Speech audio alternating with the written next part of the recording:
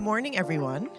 Welcome to day 3 of ASU+GSV. Appreciate you all sticking in there. You're almost to the end point, so fortitude. We'll get there together. Thank you so much for joining us today for our discussion around teen work-based learning and expanding opportunity for credentialing these valuable experiences. So I'm Julie Lammers. I'm the Senior Vice President of Advocacy and Corporate Social Responsibility for American Student Assistance. We are a national nonprofit focused on changing the way young people learn about career and navigate to post-secondary and education success. And I have a great group of panelists here with me today to talk about an issue that is of sort of near and dear to our heart at ASA, is how do we ensure young people have more opportunity to connect what they're learning in school to the world of work? And how do we actually facilitate that process? We know increasingly that both employers and schools are looking to do more of career-connected learning, but the actual tactics of doing it is difficult. There are some policy challenges to it. There is logistical challenges of getting young people in front of employers. Employers don't necessarily know how to do it well. And so we have a panel of experts here that have really worked very hard to try to change that dynamic and figure out how do we overcome some of those obstacles so we can increase greater opportunity. So with us today are, and I'll go in order, I guess. We can go in order here. So we'll start with Luke Rhine from the U.S. Department of Education. Luke is the Deputy Assistant Secretary for the U.S. Department of Education's Office of Career, Technical Education, and Adult Ed. There we go. Long title. It fits. He has a very large business card. So we're proud, happy to have Luke here with us. Next to him is Prue Clifford, Executive Director of the Work-Based Learning Alliance. Lisa Dughi, the CEO of NAF. And then finally, David Berg, Director of Digital Innovation at Big Picture Learning. So we will we'll jump right into the discussion. I think one of the things that is really important when we think about work-based learning is not only the experiences and the skills that we're providing to young people, but trying to understand how do they then articulate those skills to employers? What is the process for employers really understanding the learning and the value of the work that's happening? And so, I think I'd love to start with just a basic question of trying to understand or get a sense from you what your first work experience was, and how did you articulate that experience to employers going forward? How did you put that on your resume, whatever that first experience might be? Maybe David, I'll start with you. Well, hi. My first experience, I'm testing the mic here. If I could change the question a little bit, like my first experience was working as a cashier in a grocery store. Mm-hmm. But my first experience that I think really affected me more of the long term was leveraging my social capital and getting an internship with the Brooklyn District Attorney's Office. Because at the time I thought, maybe I'll be, maybe I could envision myself as being a lawyer. Mm-hmm. And that was a position that would have been really hard to get without knowing the district attorney, honestly. And that leveraged from there the opportunity to intern at the White House. Like that was the start of building my social capital, putting that value in the bank for me. So that was my first experience, and it really taught me that value of that social capital. Excellent. Yeah, Lisa. So my first job outside of babysitting was as a diving coach for a summer program, and I was 17 years old, and I was told I was going to have 4 or 5 kids that were between 8 and 9 years old that were going to be on this diving team. And about 2 weeks into it, I had 15 kids. I was totally unprepared, had no idea how to kind of make sure not only that I could teach kids how to dive, but also that they were going to be safe in water, and I was not a lifeguard, and I didn't have a lifeguard. And so it was one of those moments where I really did have to figure out how was I going to kind of establish some leadership. This is not working. This one will. Okay. I was using my projecting She was voice. brilliant. But it really was an opportunity to learn leadership, to really also understand time management and how I really did need to organize things and not only have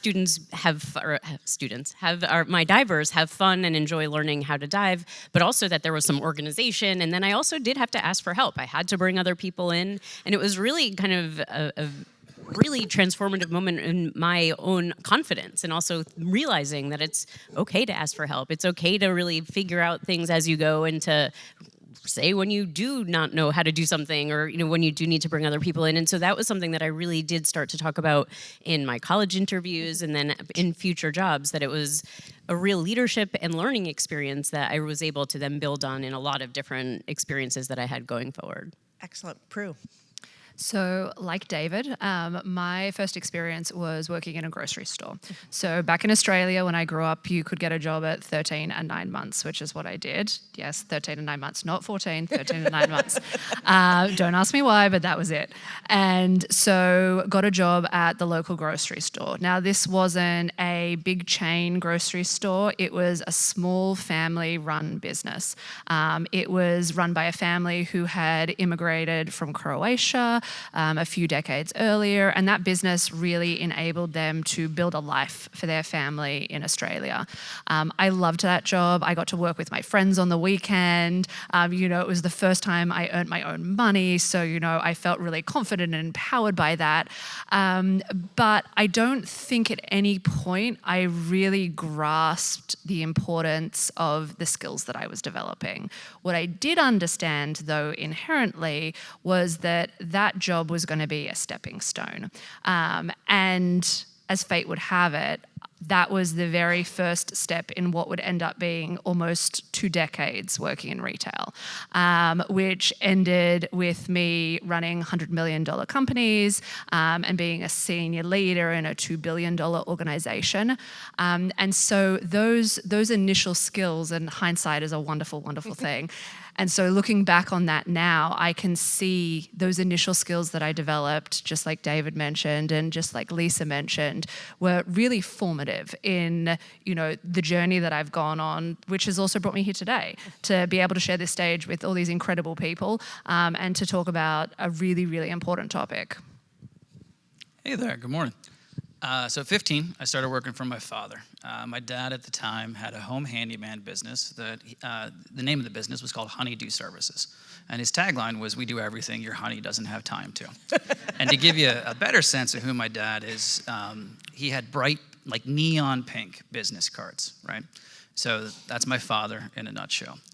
But essentially, I did a lot for my father. So I was a laborer, I bid jobs, we worked together. I would do jobs after school. So my day was typically, I'd go to soccer practice, and then after soccer practice, I'd either go bid a job or do a job, and I'd come home, and we'd talk about what that was and what the relationship was with the client. A couple things, though.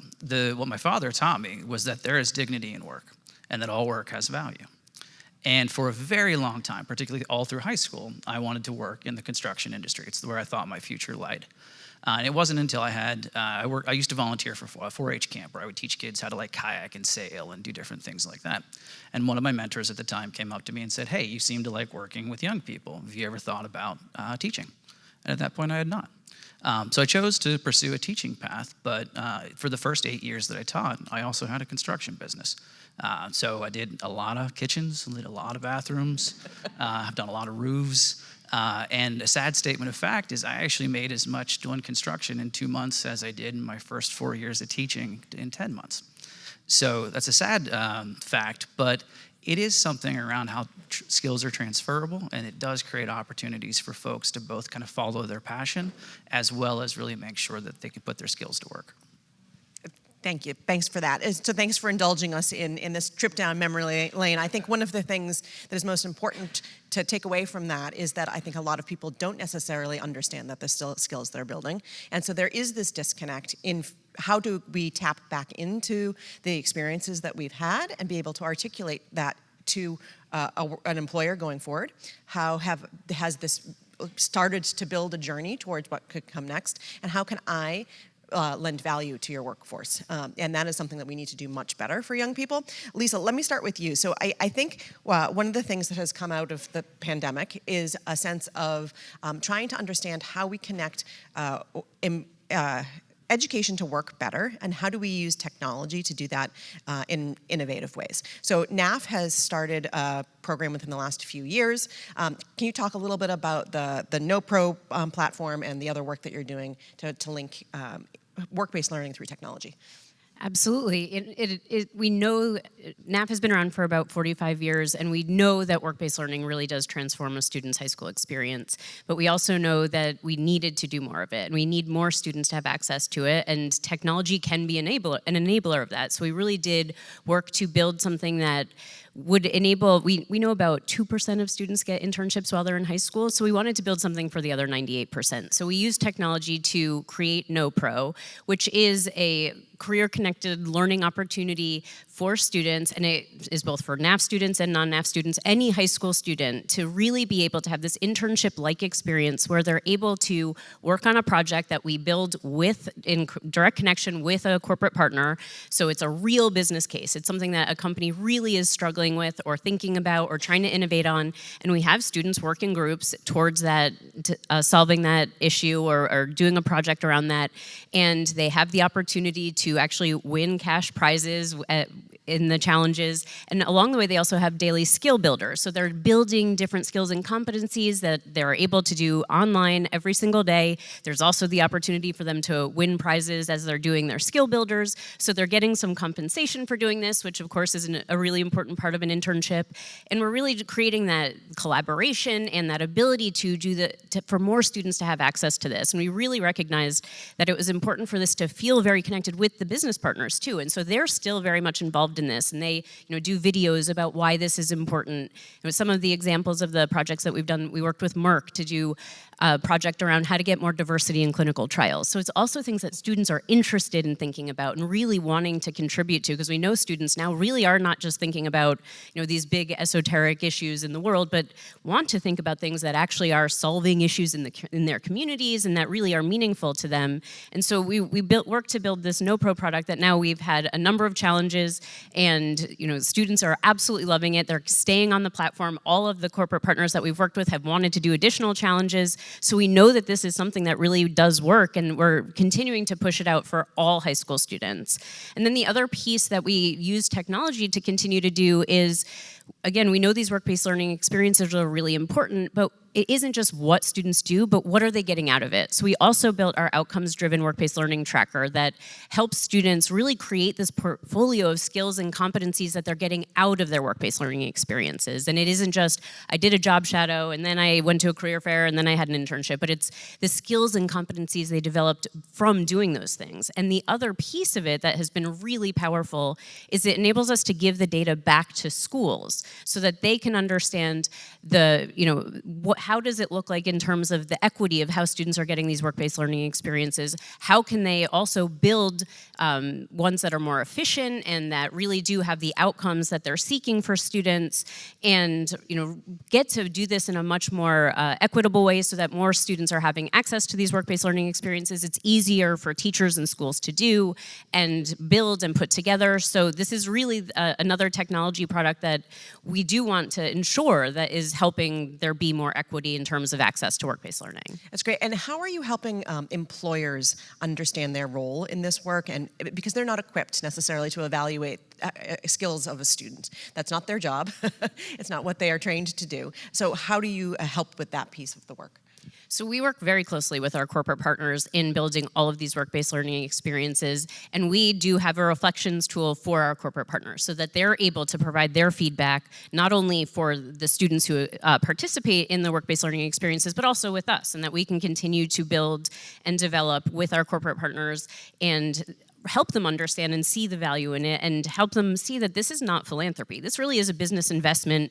This is a workforce development strategy, and the more that they're willing to not only invest, but also partner in these opportunities and experiences for students, students really do think differently about their future, and they also really do feel like they've been invested in, and they become very loyal to these corporate partners too. They really do want to eventually be employees at those places because they recognize they've had a very different experience by these corporate partners being involved in their high school experience. That's great.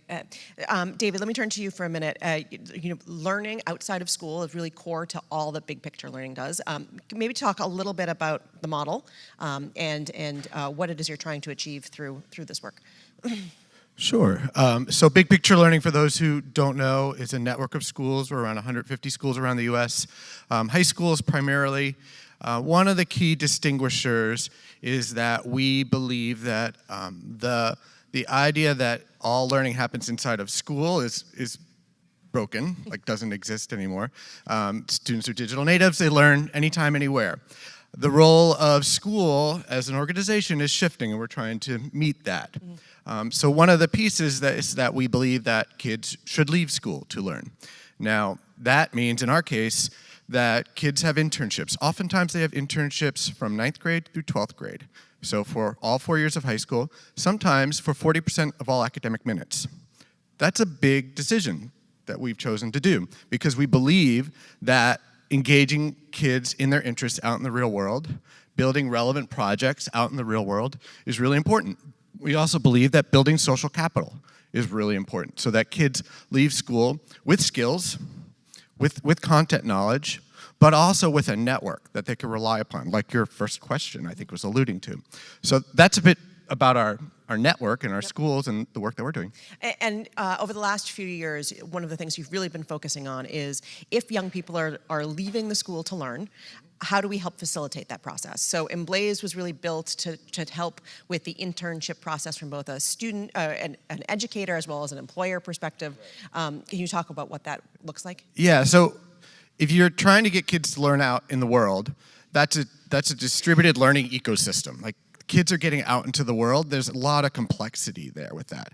And so we realized, like, I was a former internship coordinator, ran an internship program, and running an internship program with a spreadsheet has its limits on how much that can grow. It's not, we talk at the tech conference about scalability. Like, it's not necessarily scalable to manage an internship. For 10 kids, sure, great, you can do that. But for 100 kids, 200 kids, 1,000 kids, 1,000 opportunities, things start to get messy really fast.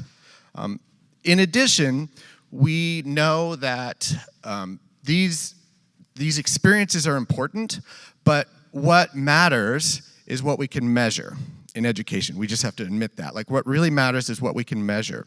So if we can't measure the impact of kids getting out into the real world, it feels nice, intuitively it feels good, but we may not be able to scale that.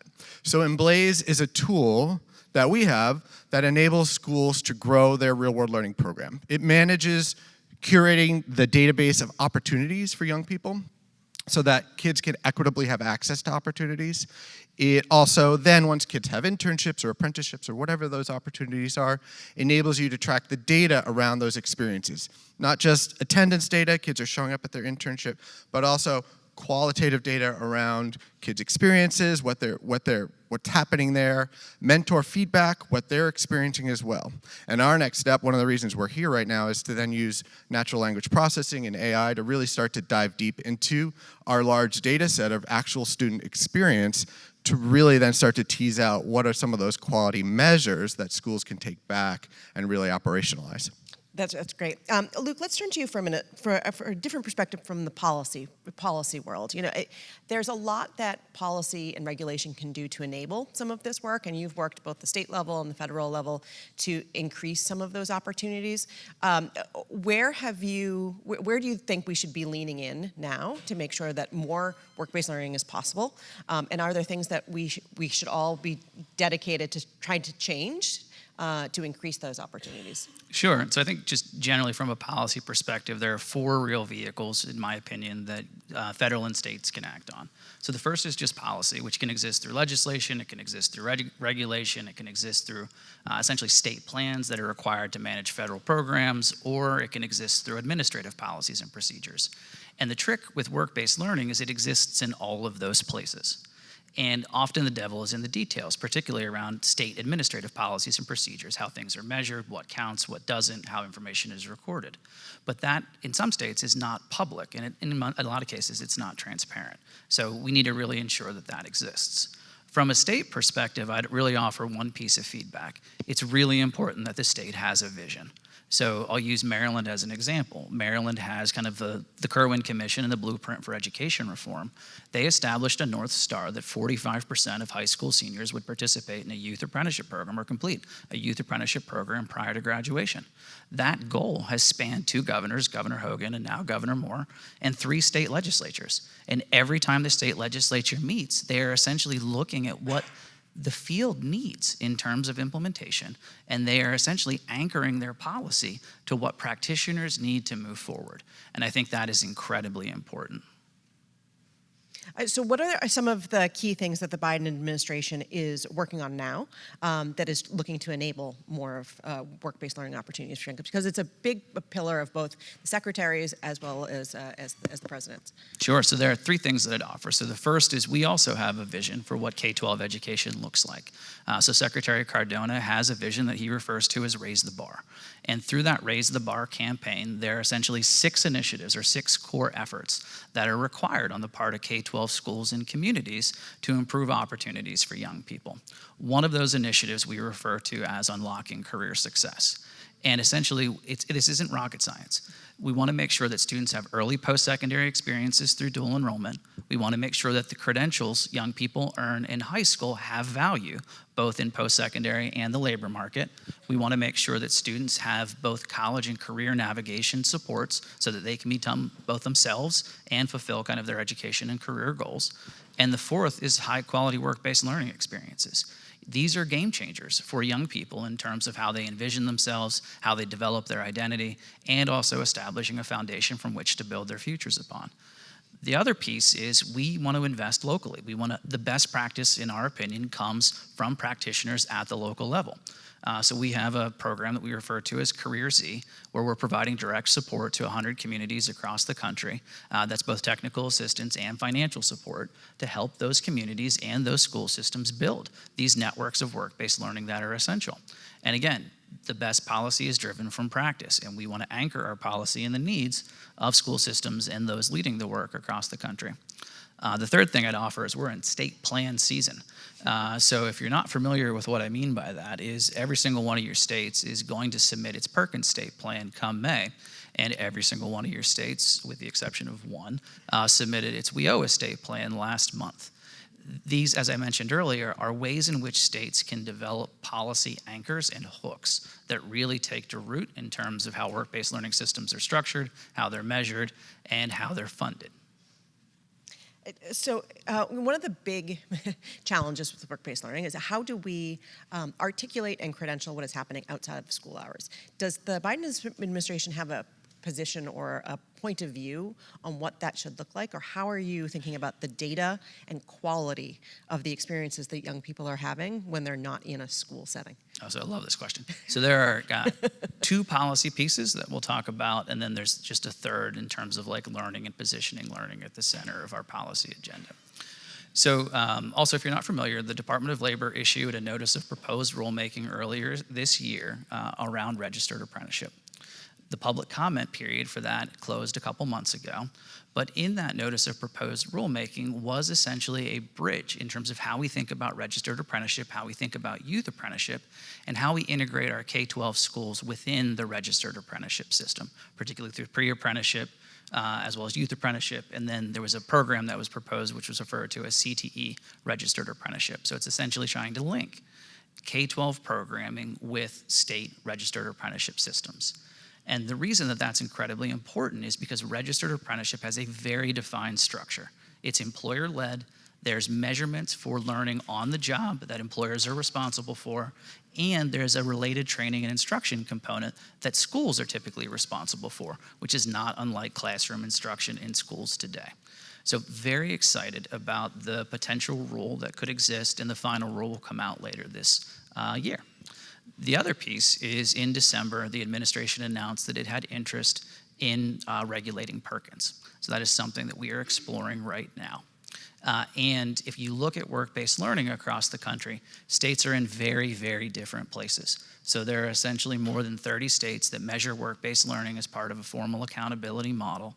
They are not comparable in terms of the number of hours, which range from 54 all the way up to 250 in terms of that measurement of participation. Some states use courses, other states use competency. But we think this proposed rule has the opportunity to create a national dialogue around the quality of work-based learning and how we grow strategically but not sacrifice quality at the root of this endeavor. So excited about that effort, which will come out later this year as well.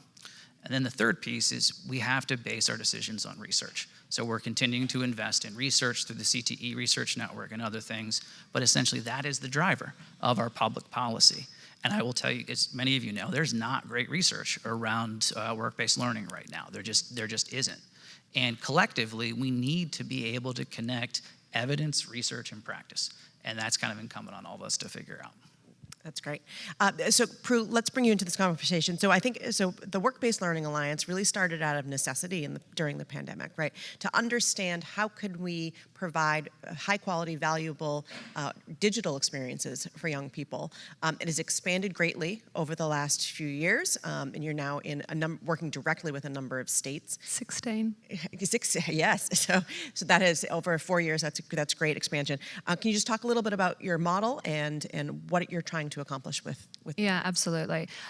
So as you said, definitely grew out of pandemic-related necessity, but the evolution and the rapid growth, in particular over the last 12 months, has really been driven by an inherent need across the country for high-quality, scalable work-based learning. In particular, work-based learning that removes the traditional barriers to access, not just for students, but for educators and for industry as well. So our model provides a turnkey solution. We manage the end-to-end experience on behalf of both educators, but also industry as well. And we do that virtually, which really drives that scale piece. Through our programs, students work on real-world projects for real-world employers, just like Lisa spoke to. And throughout the course of that programming, students are developing social capital, which David touched on, through meeting weekly with industry mentors. They also have a WBLA advisor who supports them over the course of their work. And we wrap around all of that key employability skills, which we track the development of, both from an individual standpoint, but also from a team standpoint. So that can then obviously roll up to the school, it can roll up to the state that's funding it. Our programming, we generally run two types of programs. We run virtual internships, which run over 100 hours, and those are over 4, 6, or 8 weeks, depending on the time of year that we run them. And we also run short format 20-hour industry-related projects. Now, we look to ensure that all of our opportunities are paid opportunities, and we are extremely grateful to our state-based and our national partners for allowing that to be the case. Now, we see our programming as foundational. We very much see it as an on-ramp to further experiences, to further education. We don't perceive that our virtual programming is going to take the place of in-person internships or apprenticeships or post-secondary study. And with that in mind, we really focus on two key pieces. We focus on industry exposure, and we also focus on pathway awareness of each individual student, and what those career pathways could potentially look like for them post-high school. And that's been really beneficial to us. And I think our data shows that the work we're doing is really moving the needle in those two key areas. So 91% of students who have participated in our program feel that they have a better understanding of their mentor's industry as a result of their program with us. And 77% of students feel that they have a better view of their own personal pathway post-school. Now, when you take into consideration consideration that these are high school students and some of them are only with us for 20 hours, having almost 80% of students feeling like they have a better view of their future as a result of our programming and connecting them with industry is really impactful. Yeah, that's wonderful. What kind of learner records or evaluation do you do towards the end of your program that they can then articulate what they've learned in this experience? And do you have many repeat interns? Yeah. We do definitely have some repeat interns. In some states, we've actually had to implement wait lists and caps for cohorts because we are driven by the funding that we receive from our partners, and that is usually, on a per student level because all of our programming is paid. So we now do definitely move to wait lists for those repeat, not repeat offenders, but those people who want to continue to evolve. And we've actually evolved our programming as well to be able to support that. So those short format projects, we see those as stackable and allowing students to step out of that short format project into a 100-hour internship. So that's also been really, really valuable. In terms of learner records, key to everything that we do and our instructional design is really built around feedback. So feedback is at the core of enabling and empowering students to understand what they're actually achieving in our programs and the skills, in particular transferable skills, that they are developing throughout our programs. So they receive feedback over the course of our program from their industry experts and mentors. They receive feedback from our team, from their advisors. They receive peer feedback, and that's all just on the project that they're doing for that industry partner. When we look at skill development, we take that another step further. We start off and we kick off with self-reflection and a self-assessment in terms of where that student sees themselves initially as they're coming into our programs. They then continue to reflect over the time that they're with us in terms of how they are developing those core skills. And like I think, Lisa, it was you who mentioned that you've also wrapped around, individual sort of skill development modules. We do that as well through their advisor sessions on a weekly basis. So that really allows us to see that development. We also have Team 360s where the students actually receive peer feedback on the skills that they're developing as well, so that they really get that 360 view. And then at the end of the program, they also receive feedback on their skill development from their industry mentor. But I think the most important aspect is how they articulate their experience and empowering them to do so. So we have purposely and intentionally built into our programming supports to enable students to actually create and craft a professional profile. And that encompasses everything from creating a LinkedIn page all the way through to how they can actually talk about in a job interview the experience that they've had with us, or how they can write that on a college application. So that for us is really important. That's great. So, I think obviously one of the largest challenges to scale that everyone is facing is there is a huge demand from students, but the ability for an employer to provide these experiences is somewhat limited, right? They might be able to participate, but might be only able to provide a handful of experiences at any one time. And so scale is tough. That is something that you have tackled through digital platforms. This is a question for all of you. So what do you see as the biggest challenge to continuing to scale some of these programs? And David, do you feel that employer piece is a challenge, or is that something that we are continuing to have good conversations with employers, get them more on board with seeing the value and providing different types of experiences than maybe a one-on-one internship that's hard to scale? Yeah, I'll just say broadly speaking, I don't see that as, I think that there's a scarcity mindset from educators about getting kids out into the real world, and there's not enough employers, but you're all employed, there's a lot of employers out there. And so how do we address that from a mindset shift, but also how do we enable schools and communities to think about the assets around them. We really believe that going to large employers is really key to this work, but also the kid's uncle who owns the auto mechanic shop on the corner can be a profound learning experience, a profound building of social capital for that young person, and we don't want to miss that. Right. So it's shifting also the way we talk to families and communities around their role in the lives of these young people.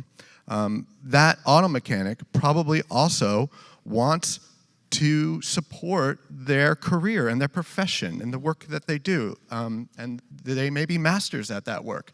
And so we want to celebrate that, and they want to feel celebrated by that. Yep. So I don't see the primary problem as scarcity of opportunity. I think the problem related is, I think, around collecting the data to show the relevance of this and how this increases young people's engagement in their learning. New York Times just had a piece on chronic absenteeism.